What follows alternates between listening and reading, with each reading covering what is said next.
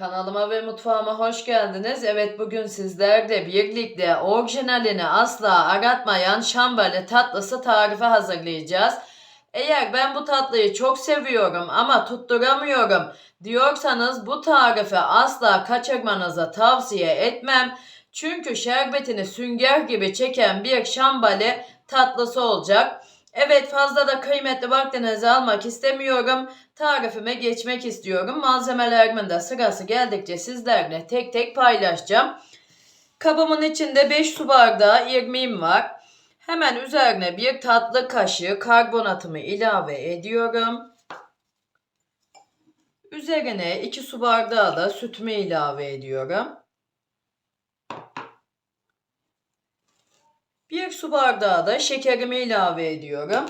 Eğer sizler biz şekerli seviyoruz diyorsanız 1,5 su bardağı da şeker kullanabilirsiniz. Tatlımızın hamurunda bunu da belirtmiş olayım.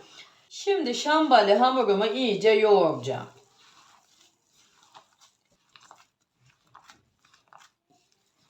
Evet, tamam, yeterli, 2-3 dakika kadar yoğurdum.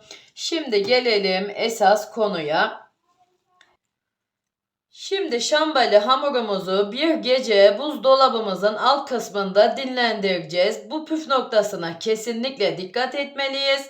Orijinal bir şambali tatlısı istiyorsak, eğer bizim zamanımız yok ama ben bu tatlıyı yapmak istiyorum misafirlerime de diyorsanız, sabah saatlerinde hazırlayıp en az 5-6 saat dinlendirseniz de olur. Ama dediğim gibi bir gece buzdolabınızın alt kısmında bekletirseniz daha iyi olur. Bunu da belirtmiş olayım. Evet, şimdi kabımın ağzını hava almayacak şekilde streçleyeceğim. Sonra buzdolabımın alt kısmına katıp bir gece dinlendireceğim. Evet, hamurumuz bir gece dolabımızda bekledi. Hemen böyle üzerindeki streci almak istiyorum.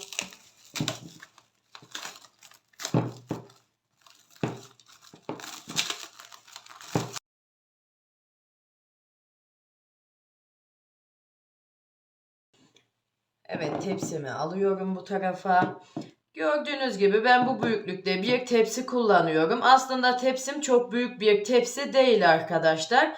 Ben birazcık tatlımın kalın olmasını istediğim için bu tepsime yapıyorum. Ama sizler ince olmasını istiyorsanız biraz daha büyük tepsi kullanabilirsiniz.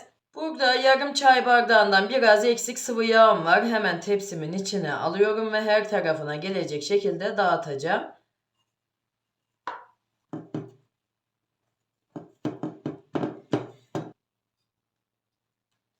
Evet, hemen şöyle tatlımın hamurunu göstereyim. Tepsimin içine almadan önce. Bakar mısınız? Yani çok güzel bir şambali tatlısı olacak. Kesinlikle hamurundan da belli oldu şimdi de.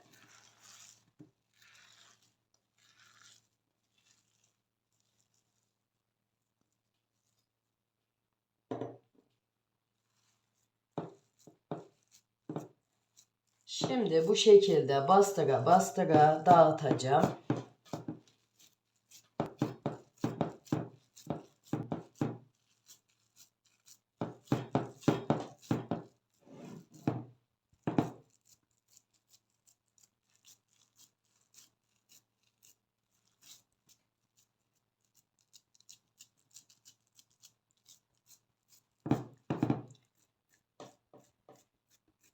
Tamam, yeterli. Elimle bastırıp düzledim. Şimdi böyle spatulamla şu şekilde kenarına bastırıyorum ki daha düzgün olması için tatlımı.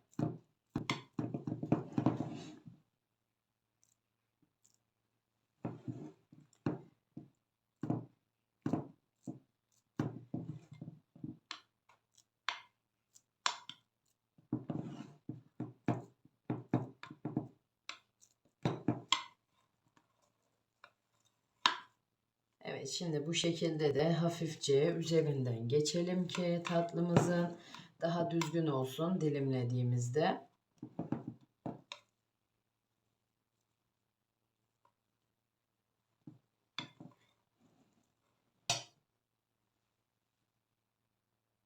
Şimdi tatlımızı eşit olacak şekilde dilimleyelim. Burada hemen bir püf noktası vermek istiyorum. Tatlımızı dibine kadar dilimlemeyeceğiz. Böyle yüzeyden dilimleyeceğiz.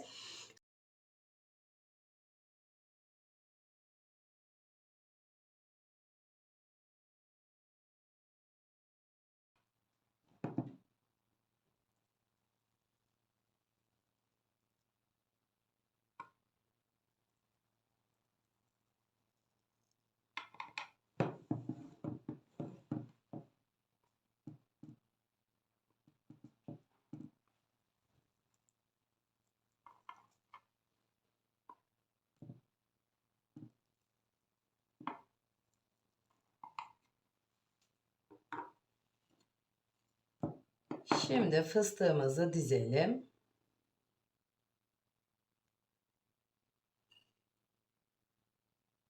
Böyle üçerli olacak şekilde.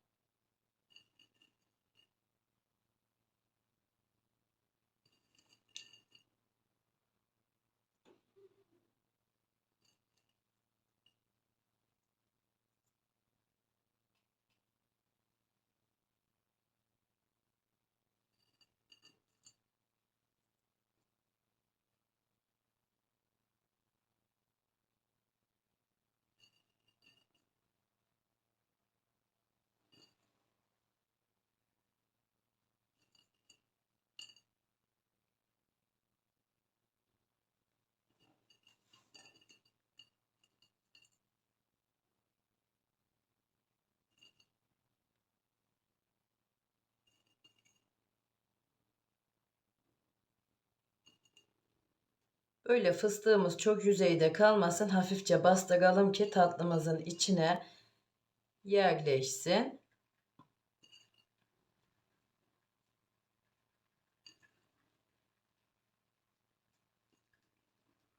Evet, fıstığımı da dizdim. Şimdi fırınımı alt üst fan ayarlı 190 dereceye ayarlayacağım.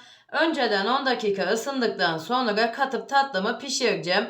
Tatlım yarım saat piştikten sonra tatlımı fırınımdan alıp tamamen dibine kadar dilimleyeceğim ve tekrardan fırınımın içine katıp altı üstü kızarana kadar pişireceğim, bilginize.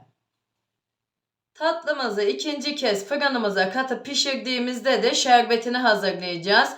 Çünkü tatlımız sıcak, şerbetimiz sıcak olacak tatlımızda. Bunu da belirtmiş olayım.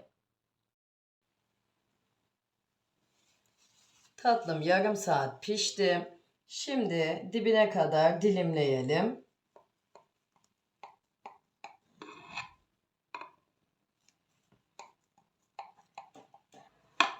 Hemen bunu da belirteyim. İlk dilimlediğimizde neden dibine kadar dilimlemiyoruz tatlımızı? Çünkü pişerken tatlımız parçalanıyor. O yüzden de ilkinde yüzeyden dilimleyip yarım saat piştikten sonra dibine kadar dilimliyoruz tatlımızı. Bunu da belirtmiş olayım. Bu püf noktalarına dikkat ederseniz arkadaşlar çok güzel bir şambali tatlısı elde edersiniz benim gibi.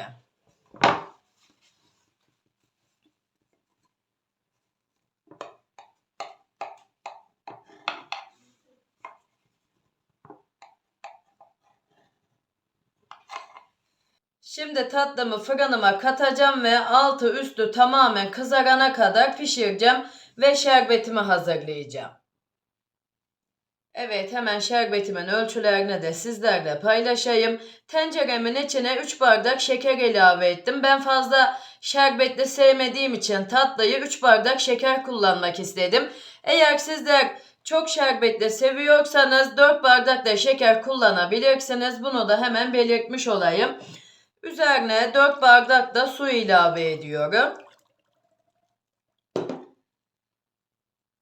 Ve 5-6 damla da limon ilave ediyorum ve şekerim eriyene kadar karıştıracağım.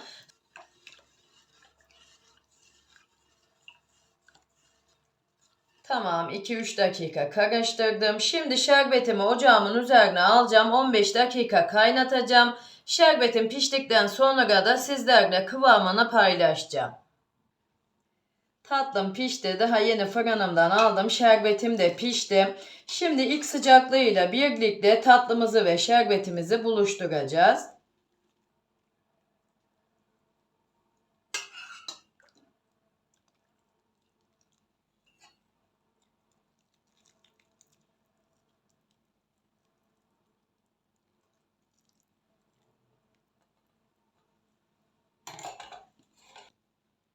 Şimdi tatlımız şerbetini içine çeksin. En az 1 saat dinlenmesi lazım.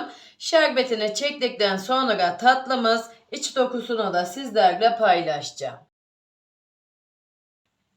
Tatlımız şerbetini tamamen çekti. Hemen şöyle göstereyim, bakar mısınız? Yani o kadar güzel bir tatlı tarifi oldu ki sünger gibi şerbetinin tamamını içine çekti. Kesinlikle baştan da belirteyim, gönül rahatlığıyla yapabilirsiniz. Zaten şimdi iç dokusunu da sizlerle paylaşırken göreceksiniz. Şerbetini içine sünger gibi çektiğini. Hemen böyle bir dilim çıkarmak istiyorum.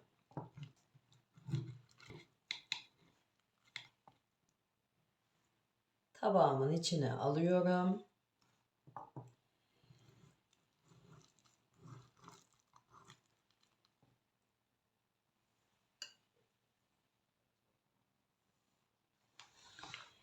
Bir tane de böyle orta kısmından alıp göstermek istiyorum.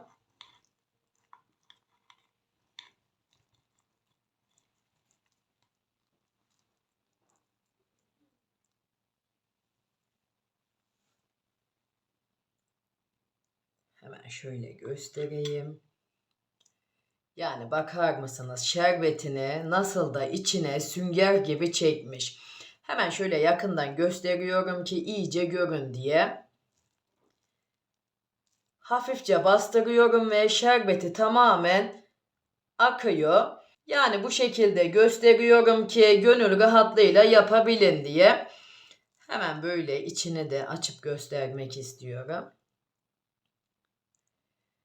Yani bugüne kadar yapıp da tutturamadıysanız şambali tatlısını kesinlikle bu tarifi kaydedin ve asla kaybetmeyin. Her zaman yapmak isteyeceğiniz, orijinalinden asla bir farkı olmayan şambali tatlısı tarifi oldu. Yani kendim yaptım diye asla abartmıyorum. Kesinlikle gönül rahatlığıyla yapabilirsiniz. Evet, bugünkü tarifim de buraya kadardı. Umarım beğenirsiniz ve daha güzellerini sizler yaparsınız. Tarifimle alakalı aklınıza takılan sorularınız olursa yorumlar kısmına yazarsanız elimden geldiği kadar hızlı cevap vermeye çalışıyorum. Ve sizlerden de küçücük bir isteğim var. Hala kanalıma abone değilseniz bir tıkla abone olup bildirim tuşlarınızı açarsanız bundan sonraki gelecekteki bütün tariflerimden de haberdar olursunuz. Böylelikle de bana destek vermiş olursunuz ve kanalımın çok iyi yerlere gelmesine vesile olursunuz. Yine tariflerimi beğeniyorsanız sevdiklerinizle sosyal medyalarınızda paylaşırsanız daha büyük kitlelere ulaşmama neden olursunuz ve beni de çok mutlu edersiniz. Evet, kendinize iyi bakın. Allah'a emanet olun. Hoşça kalın. Hayırlı cumalar diliyorum hepinize.